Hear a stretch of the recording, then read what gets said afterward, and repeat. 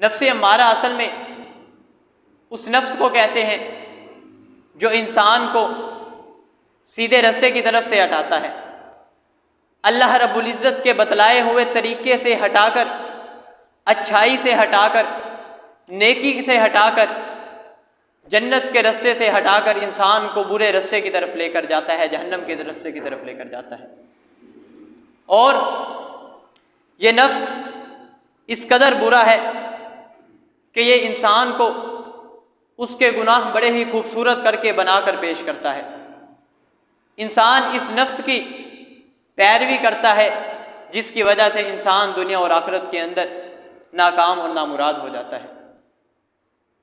अल्लाह रब्बुल इज़्ज़त ने फरमाया, इन्नन नफ्स लअम्मारातुम बिस्सूइ इल्ला मा रहिम रब्बी, कि बेशक जो ये नफ्स अम्मारा है ये इंसान को बुरे रास्ते की तरफ लेकर जाता है, इंसान को नमाज से हटाता है, इंसान को सदका खैरात से हटाता है, इंसान को जन्नत के रास्ते से हटाता है और बुराई के रास्ते की तरफ लेकर जाता है।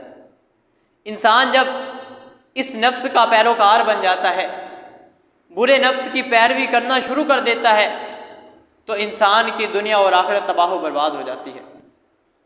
देखिए कि जब कोई बुरा आदमी बनता है, बुरा आदमी बनने के बाद जब उसकी वफात का, उसकी मौत का वक़्त करीब आ जाता है, उस बुरे आदमी की मौत किस कदर सख्त हुआ करती है कि दो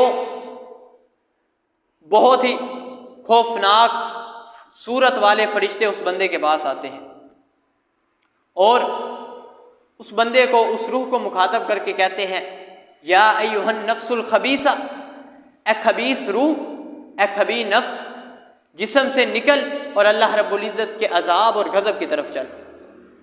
तो वो नफ्स जिस्म के अंदर भागता है, दौड़ता है, ताकि वो नफ्स उन फरिश्तों से बच सके।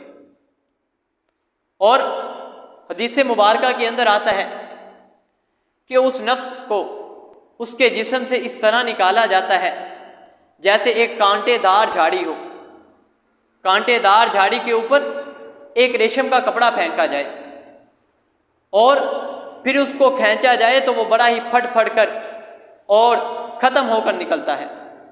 इसी तरह से वो बुरा नफ्स भी इंसान के जिस्म से बड़ी ही बुरी तरह से निकलता है, इंसान को बड़ी तकलीफ़ होती है।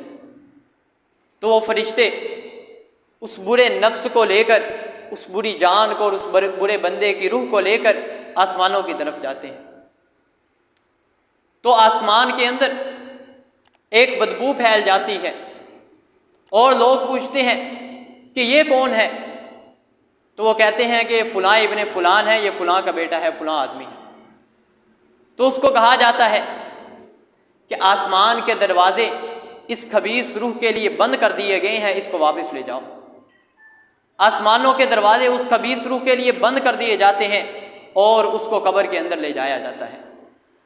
कब्र के अंदर उस खबीस रूह से सवाल किए जाते हैं, मन रब्बु का, तेरा रब कौन है? वो आगे से कहता है, हाँ मुझे तो पता ही नहीं, मैंने तो अपनी ज़िंदगी अल्लाह रब्बुल इज़्ज़त की नाफरमानियों के अंदर गुजार दी, मैंने तो अपनी ज़िंदगी को दीन इस्लाम के मुताबिक नहीं गुजारा। वो गोया के कब्र के अंदर जवाब ही नहीं दे सकेगा।